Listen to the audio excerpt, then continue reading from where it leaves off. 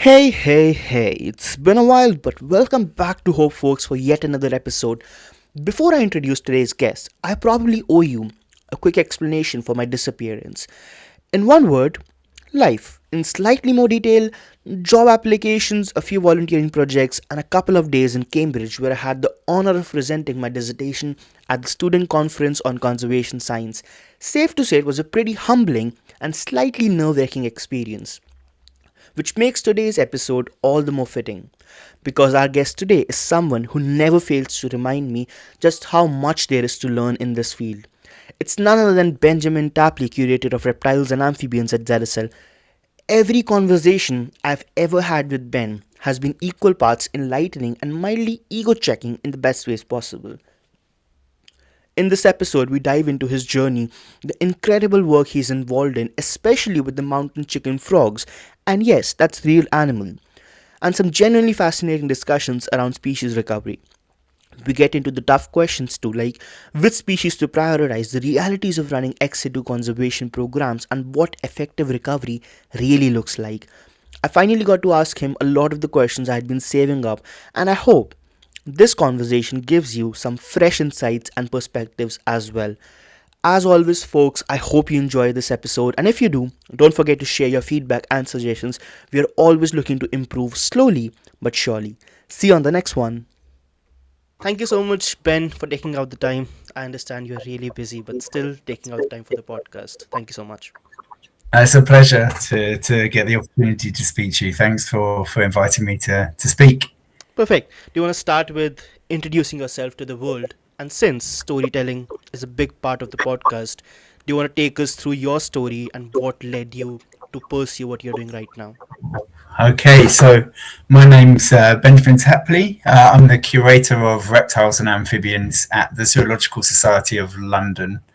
Um, I guess from as long as I can remember, I've had a passion for the natural world, which started off as a really small child.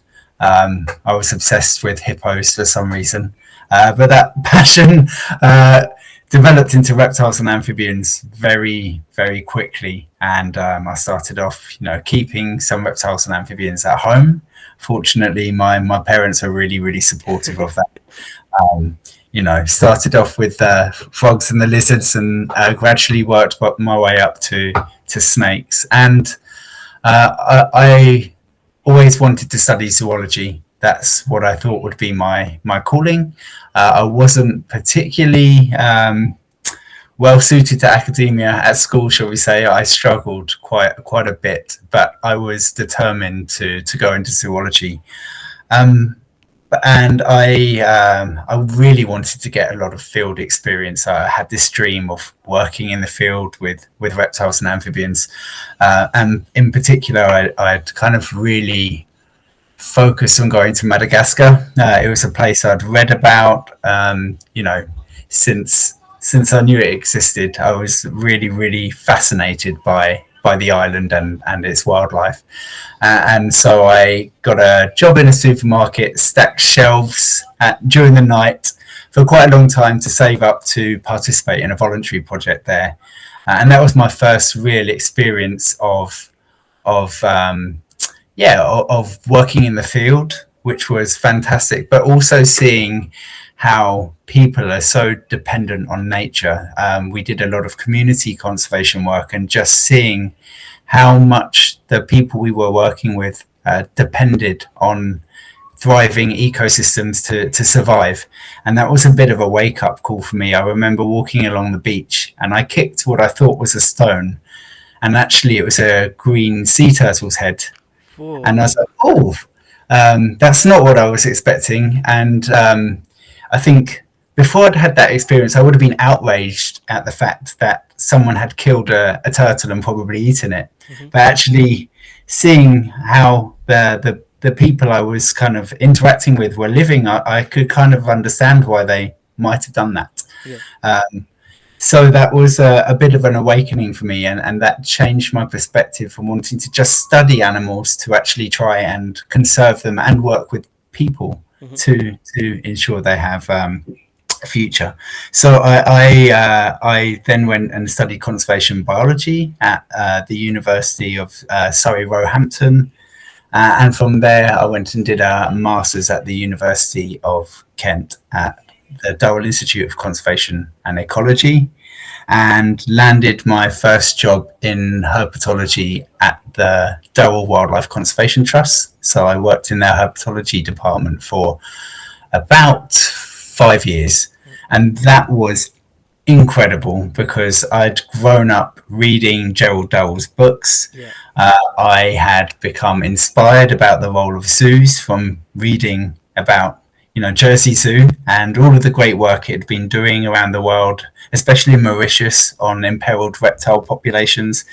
And working with the team there was incredible. I don't think I could have wished for a better first time opportunity in herpetology.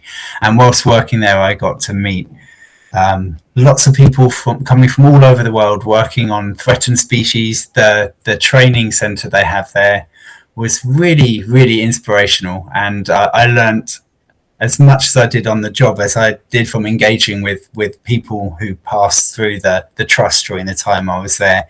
And I continued working in the field with native species, so surveying native buffos in really, really cold, unpleasant conditions. But it was nice to be able to go and warm up in a pub afterwards. So that was a really informative, I guess, 5 years for me. And ultimately I left because I wanted to see more of the world before Yeah. all of the ecosystems really kind of crashed. So then I secured some more voluntary experience and undertook some projects in India, in the Agumbe Rainforest Research Station. And I did some studies on population dynamics of some of the threatened amphibians there, and then working with sea turtles in Indonesia. And then at that point, I thought I really wanted to do a PhD, and I'd always had that kind of imposter syndrome. Oh, I couldn't do it. I couldn't do it. And I looked into doing it, but I couldn't do it because of the funding Yeah. constraints.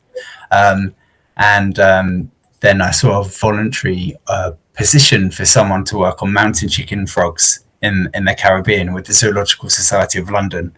And I knew some of the people involved, and we spoke, and that kind of secured me a position to go and help establish a conservation breeding program for a species I'd already been working with at Jersey Zoo.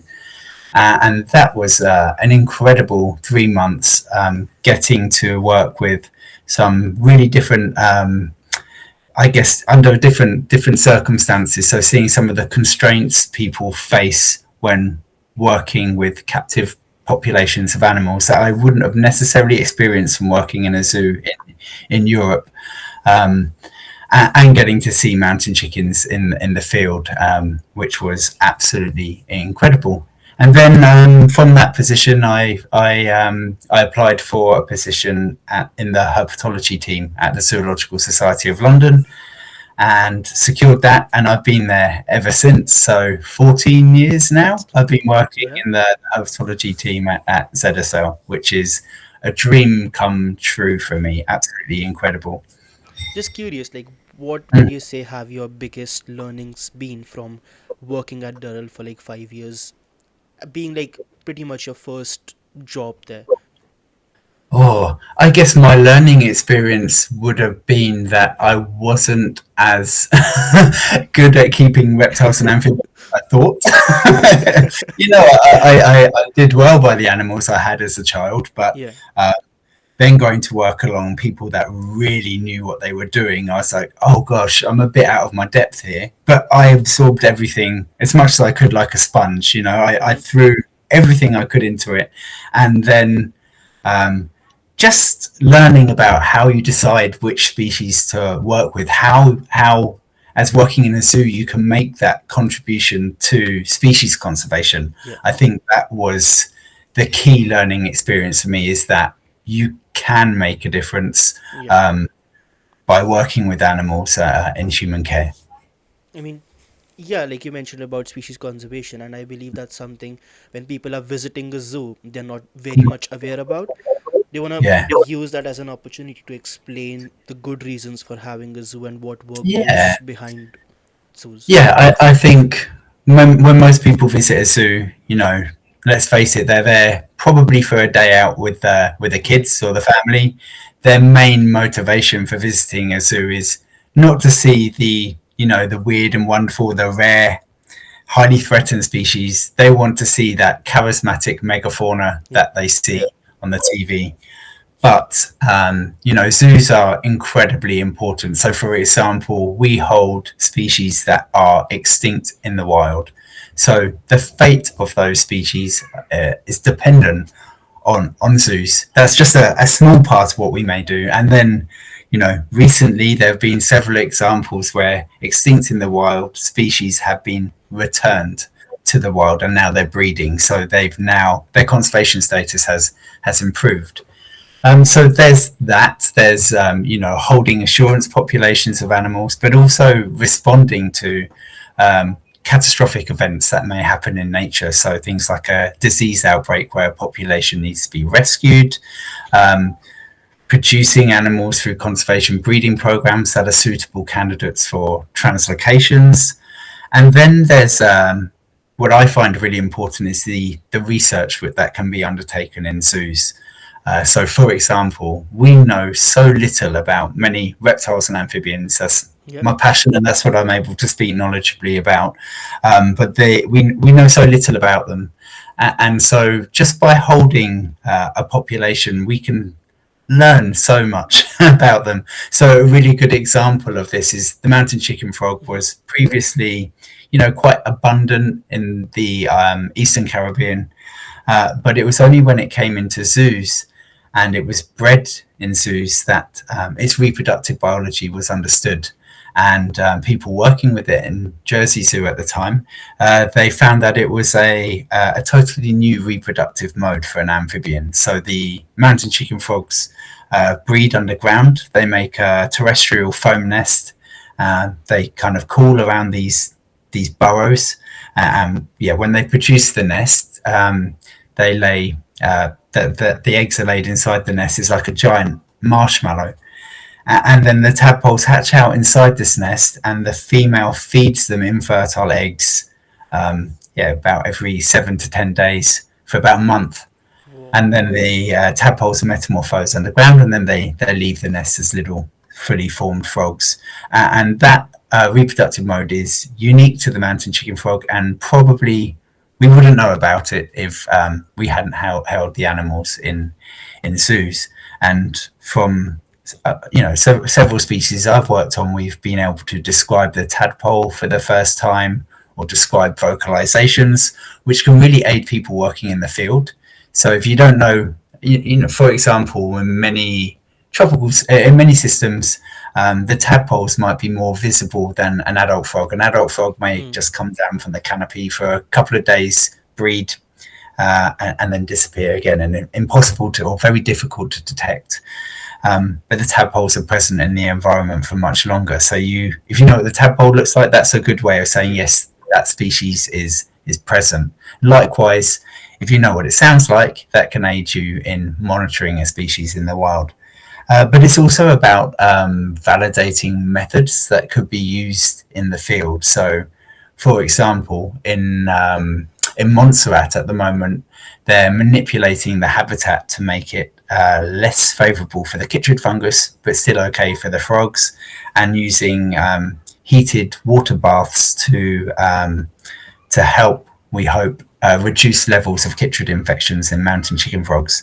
But we needed to know whether that concept would work. So those things are trialed out with animals held in zoos under ethical review and everything like that.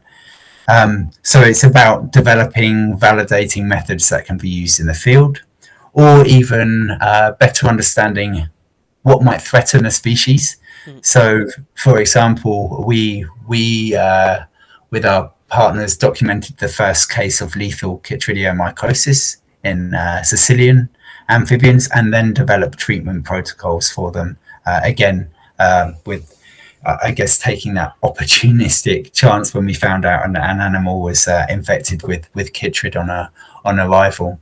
And then the other area I'd say, which is really important about how zoos may contribute to conservation, is as centres for skill transfer, or maybe people would say capacity building, but sharing skills with people who may not have those relevant skills. So conservation is breeding is needed all over the world, but often I guess the knowledge on how to undertake a conservation breeding program is often lacking in countries with the greatest biodiversity. Yep. So bringing people in to see, how do you, care for a frog, monitor the water quality of tadpoles, or, handle a snake, incubate eggs, all of that kind of stuff. That's really useful. And I've been really fortunate enough to help provide training for people to do just that, when I worked at Jersey Zoo and now in my current role at London Zoo and Whipsnade Zoo. It's fantastic. And obviously there is an opportunity for us to engage with our audiences. We have millions of people visiting zoos every year, and even if they just read a little bit, I believe we can, in many cases, we can encourage them to take or make changes in behaviour that will benefit biodiversity. That's true. Challenge is how you monitor, the impact of zoos through behavioural change. That's quite a messy science, but I know lots of people anecdotally working in the same field as me, passionate conservation biologists, that they said, "Oh, I went to London Zoo as a kid, and that's what inspired me." So even if it's a handful of people, there are a handful of people that have gone on to have a really big impact. So I am a firm believer that good zoos can make a really positive contribution to species conservation. That's right. A lot of questions there. But starting with Long answer as how well, sorry. how do you make uh, an environment like less favorable for Chytrid to survive? Yeah, so this is based on research that's been done in different parts of the world. So in Australia, a research team found that species they thought had disappeared from rainforest frogs had disappeared, were actually persisting on the edge of the rainforest where it was hotter and drier, and probably less favourable for the chytrid fungus because it needs, lower temperatures and Yeah. moisture. So some of the things you might do to, manipulate the environment might be to slightly reduce canopy cover, Mm. things like these heated pools. You can make it a bit dry, but also by removing the canopy cover, or having more rocks that radiate heat. So there are things that you can do that we're still learning how to do it, and still monitoring the impact of that particular intervention. But yeah, I think we need to good conservation interventions need to be underpinned by Yeah. science, and we need to think outside the box and be trying new things all the time. And that's an organisational plug, but that is why I really love working for Cedacel, because we have a kind of our Institute of Zoology where we've got people that are, driving a lot of that science, and then we can, try and use that science in the way we respond to particular threats when we're trying to recover threatened species. Yeah, that's perfect. And I think you mentioned about like ZSL works with a lot of animals who are critically endangered or might have gone extinct. So how do you evaluate like which animal you need to work with? I guess you have explained to me this before. How does the extinction Yeah, risk assessment works? But explain it in brief for the people to know. I think the more I try and explain this, the more challenging it gets. So I believe very strongly, yes, a species is threatened is something we should look to try and recover. But just because something is threatened, it doesn't then mean, for example, for me as someone that works in a zoo, that I have to work with it, Yeah. because not all species are going to be so easy to care for. Yep. So they may be more resource intensive. They may have a greater space requirement, or certain traits that may not make them amenable to Hmm. life in a zoo. So the first thing I think about is, you know, would this be a species that would would thrive in under human care? That's an important thing to consider.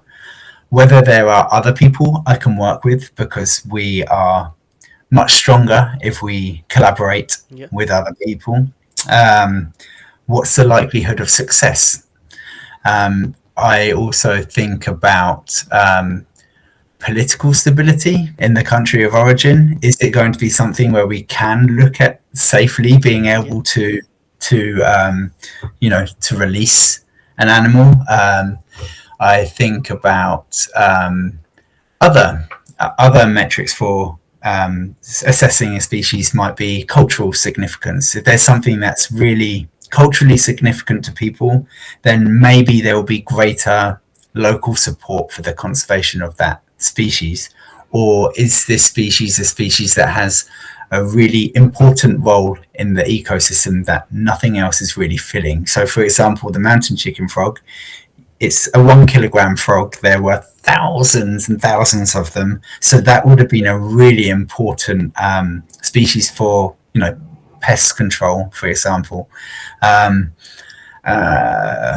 and then I also really value the way we prioritize species based on their evolutionarily distinctiveness and global endangerment. So that there's an acronym for that, which is an EDGE species. Hmm. So this is a way for us to ensure that we conserve the greatest amount of, I guess, genetic diversity within the tree of life, Yep. not just protect it for now, but also thinking about future speciation. So there are lots of different ways to do it, and so those are some of the few. But we have a species planning tool Hmm.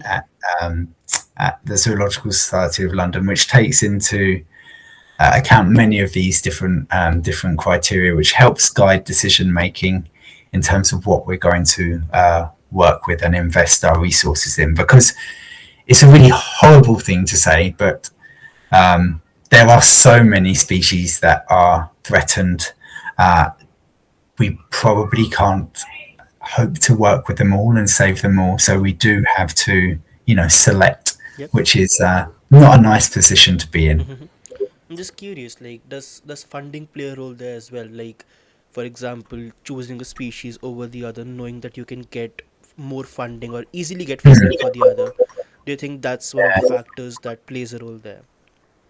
It probably could. To say that up until relatively recently, I've always been championing the underdogs. So Yeah. reptiles and amphibians to begin with. I think there was a study published recently that showed that amphibians have got just 1.3% of the available conservation funding over the past, I think it was 25 years or something like that. So they're already the That's so low. underdogs. Yeah. It's when you're up against this, the charismatic megafauna and birds. Um, so just by proxy of the group I'm working with, they're already challenged. Yeah. But then uh, I just seem to happen to work with small brown nocturnal Yeah. frogs that look like many other small brown nocturnal frogs.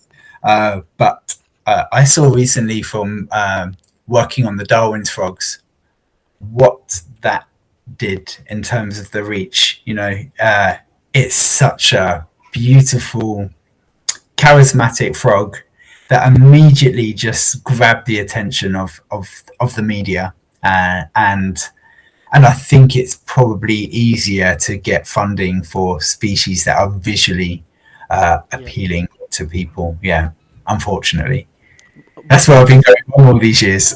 what do you think worked for the Darwin's frog? Do you think community and traditional significance made any sense there?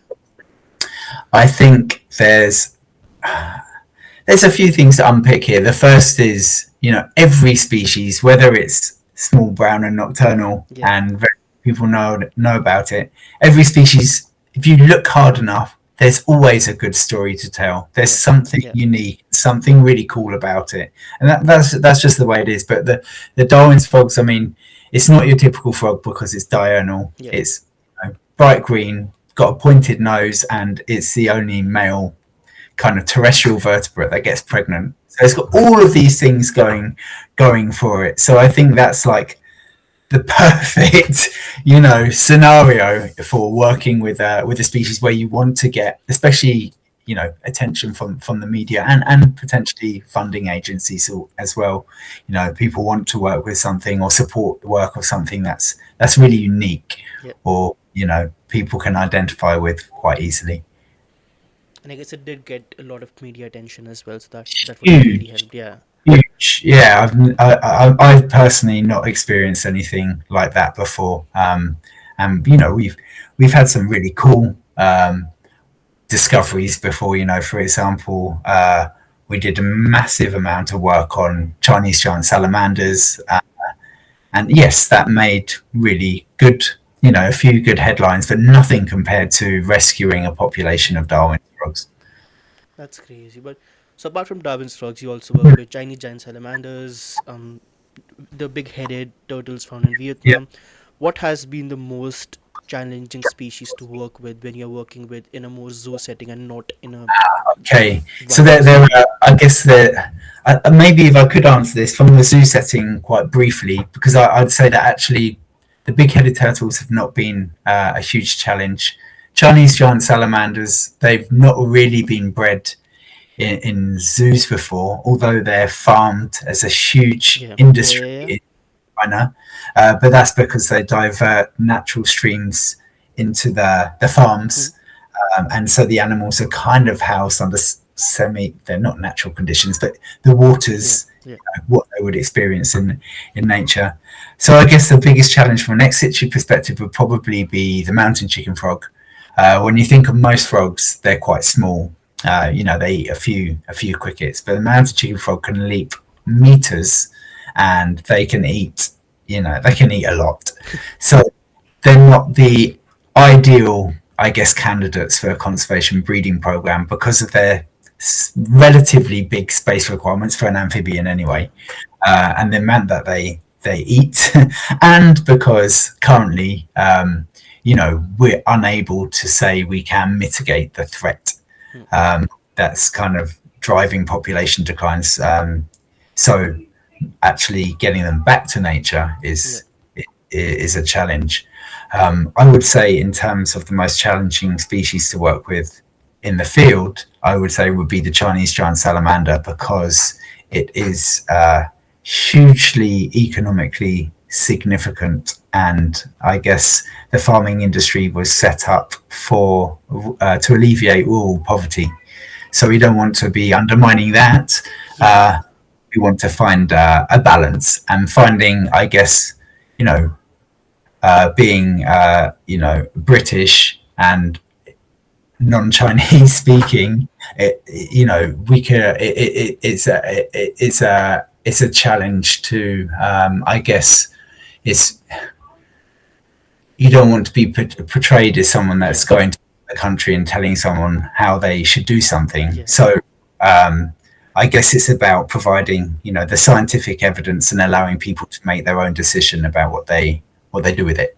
Um, so those that's I guess a different set of challenges. But yeah, like again, curious about it. How do you make that intervention not seem like an intrusion but more like a collaboration? How does that work? I think it is about partnerships. Okay. So for the Chinese giant salamander work, we've partnered with dozens of academic institutions in China, and it was never about us, taking the lead on it. It was about us seeing that whatever was going on with the Chinese giant salamander wasn't good, and we wanted to help support people in China to do it. Yeah. So there's been, partnership with lots of different Chinese NGOs and universities, and training early stage conservation biologists from China. So it's about kind of supporting and potentially guiding decision making, but not ultimately being the decision maker, Yeah. because that's not right. It's not going to work Hmm. either. Yeah. So, getting back to the mountain chicken frogs, because that was one of the species when I came to ZSL, Yeah. I was really surprised because I hadn't heard about them. And I saw Mm. this giant enclosure. I was like, why do they have this big of an enclosure for a frog? But then I saw him. I was like, yeah, that makes sense. Yeah. So, when it comes to the mountain chicken frog, like, I believe that project has been there for like 2 decades or something. So, Easily, yeah. yeah, but when it comes to like such a long running project, what do you think? How do you look at the progress of 2 decades? And what do you think when it comes to such long running projects? What's the end of this? When do these projects end? When do they become self reliant? When we don't have Yeah. to intervene? Yeah, that's a good question. So, I mean, the mountain chicken frog first kind of underwent population declines um, in the 90s due to volcanic eruption on the island of Montserrat, Hmm. which wiped out a lot of habitat. And it was at that point that they were brought into zoos at the request of the relevant authorities in Montserrat to safeguard their biodiversity because of this volcanic eruption. And that's where those discoveries were made that I mentioned earlier. And then in the early 2000s, they started disappearing on the island of Dominica, and it was shown that the Chytrid fungus had arrived there. And then a similar thing happened in like 2008, 2009 on Montserrat. And actually, that was the fastest ever documented decline of a vertebrate due to a disease. So we're talking about, I think it's over 90% population Wow. declines in 18 months. So fairly significant. And this species is something that was culturally significant. So it was the unofficial national dish of both islands, widely consumed, legally collected. So the hunting was regulated. Um, and so we kind of anticipated that there's obviously local support for Yeah. the conservation Hmm. of this species. And it's about, to get these programs running, it's about collaboration. You can't do it without, key local Yeah. stakeholders. That's the most important thing. But when you need ex situ conservation and that capacity doesn't currently exist or didn't exist in the range states, Yeah. that's when you need to look to zoos elsewhere to kind of to take on that role, even if it's a temporary role. So all the frogs that are housed in zoos, they're not owned by the zoos. They're all of Montserrat origin, so they're owned by the government of Montserrat on loan to us. So I think it's really important that people, that the range states still have a say in how Hmm. I don't want to say an animal's a resource, but how Yeah. Yeah. Yeah. their their biodiversity is used or conserved. So that's one thing that's really important. And then having a goal, having an action plan. So we have a species recovery plan for the mountain chicken with an agreed vision and goal, what we want to see, and we want to see mountain chickens thriving at their pre-Chytrid state across Montserrat and Dominica. So having that shared vision, that all the partners, they know where we're going, and it might be a long road, but working collaboratively to get there. But that you can have the best vision in the world, but Yeah.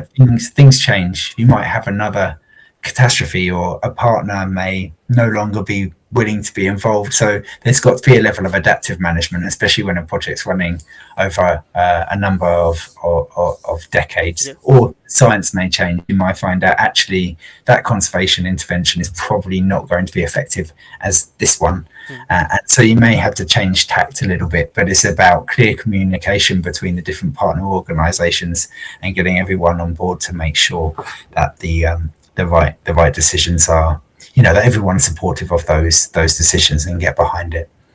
Yeah, I asked this because, like, when you breed them in captivity and you plan on re-releasing them, what are the chances of them surviving? Because I read into in Yeah, 2014 around 51, and in 2019 yeah, 2027 mountain chicken frogs were released back.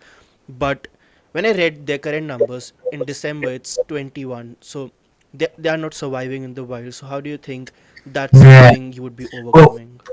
the mountain chicken work wasn't a true translocation, like Okay. it wasn't a true reintroduction. So first, it was about understanding I guess more about what's happening with Chytrid on Right. Montserrat. So do frogs, of the frogs surviving, how do they survive? Is there a hope to release them after the diseases, the wave of first disease has gone through?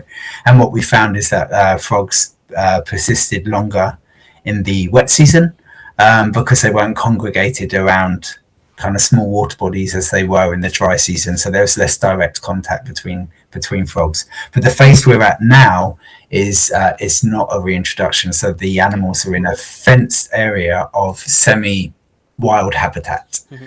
So and again, we're seeing through those environmental manipulations whether the frogs can persist when the chytrid is present. Yeah. Um, so it's very much, I would say, it's a research project to see whether what we're doing now can be scaled up to allow or facilitate the recovery of mountain chicken frogs in the wild through the activities of the actions of the mountain chicken recovery program.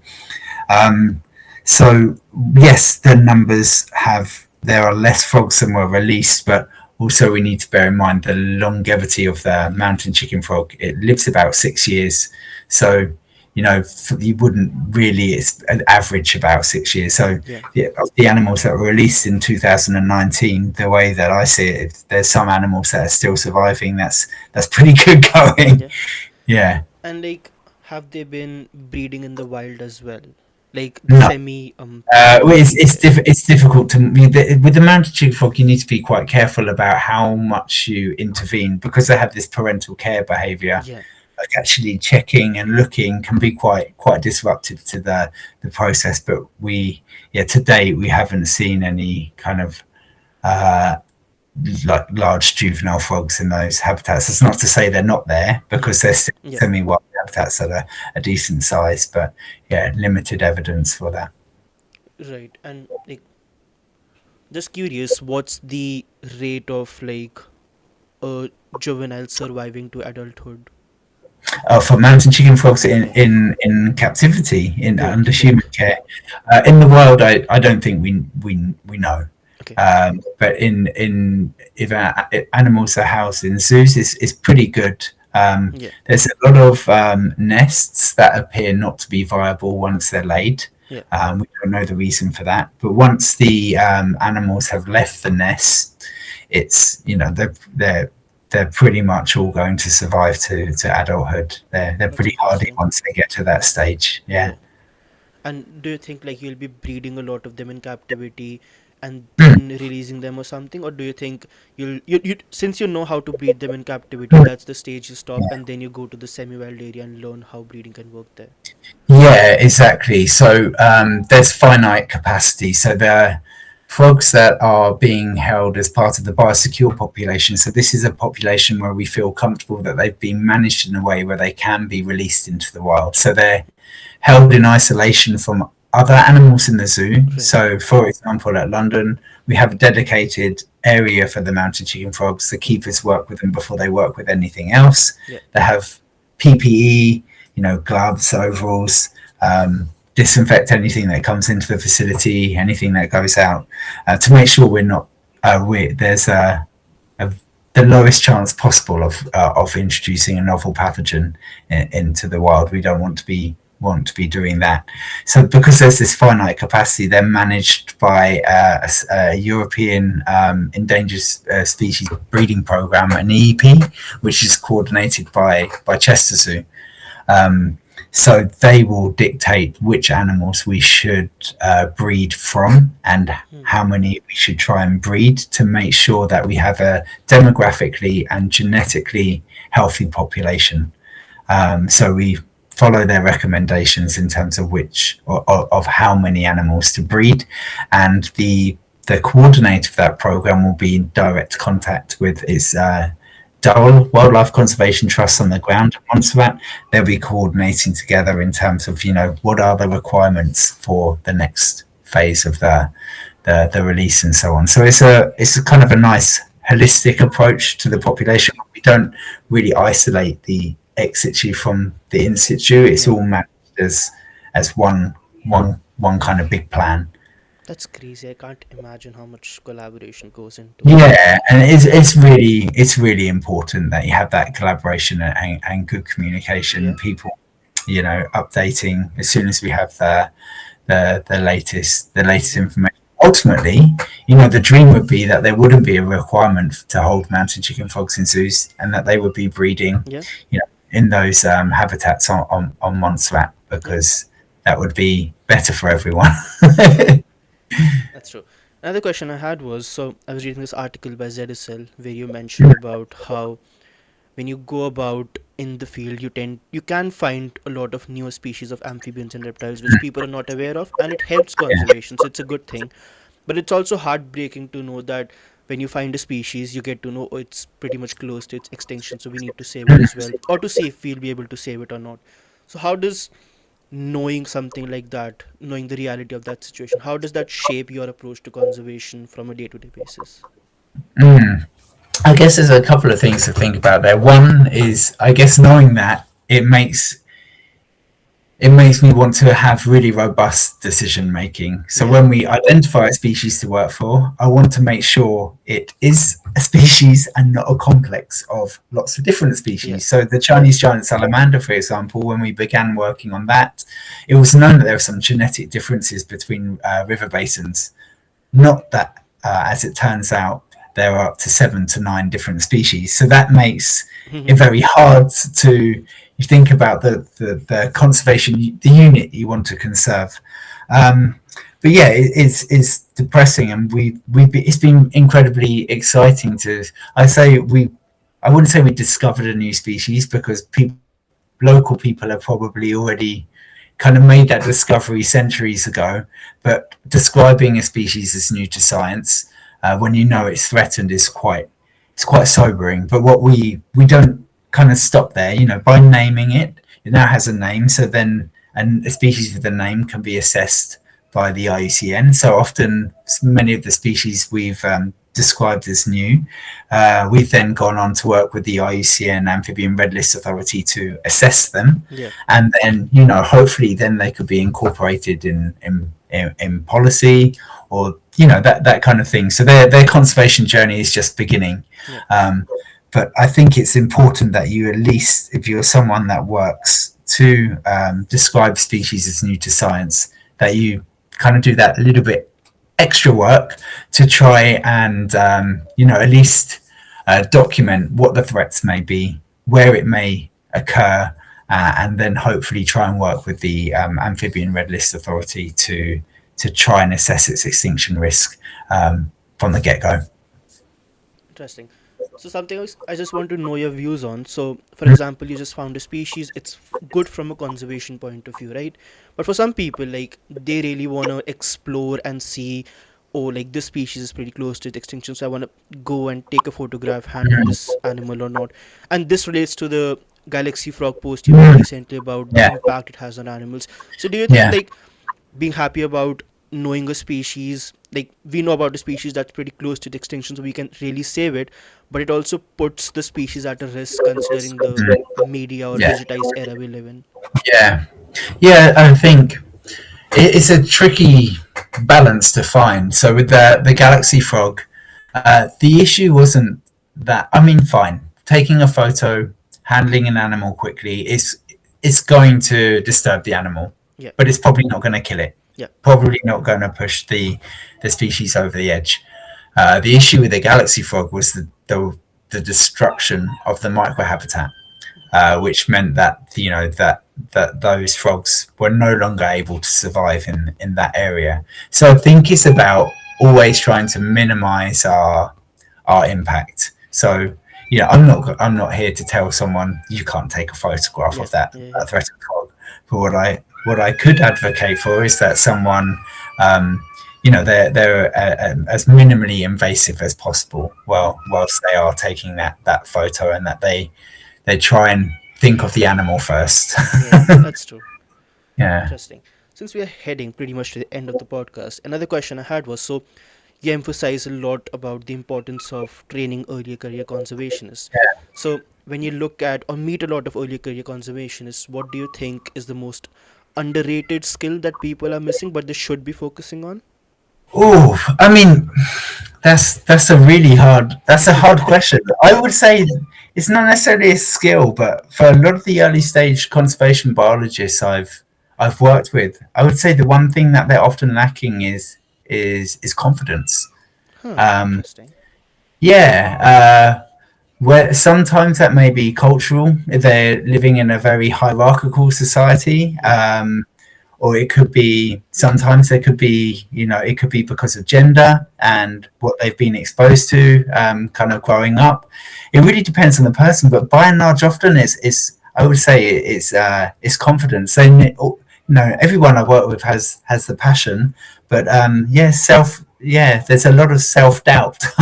I would say. Do you think Yeah, it's but it's do you yeah, think go it's a on. generational thing, or is it just depends on people to people, Yeah, person I to think person? it depends on people to people. Obviously, you get the odd few that are, super confident Yeah. and they can stand up and speak to 100 people right away. Um, yeah, but often people are, oh, does is that idea any good? Am I going to make it? Am I Mm-hmm. going to make a Yeah. difference? Can I do this? Can I make a career out of this? Especially if there's pressure from family that this is the maybe this isn't the right industry for you or something like Mm-hmm. that. So yeah, I would say that is the main thing, and the other skill I'd say is maybe early stage conservation biologists is that ability to be focused. Mm-hmm. So quite often, people are, you're working in the natural world, and there's just so much to see, Yeah. so much to study, so much to protect, and just that, I guess, spreading your resources so thin, Yeah. and maybe not having the impact you would if you were kind of super focused and say, this is what I'm going to do, and this is how I'm going to do it. That's interesting. Perfect. Before we head off, do you have a message of hope for the people? Any message you want people to listen to today? Yeah, I think humans are the root cause of biodiversity Yeah. loss. I think that's undeniable. But one thing I have learned is that we're also capable of reversing that Yeah. that biodiversity loss. And whilst it may seem like it's something that's really really challenging, and it is, I think we can all make positive impacts for biodiversity. So yeah, that's why I'm here That's still that's today that's beautiful. doing it. Perfect.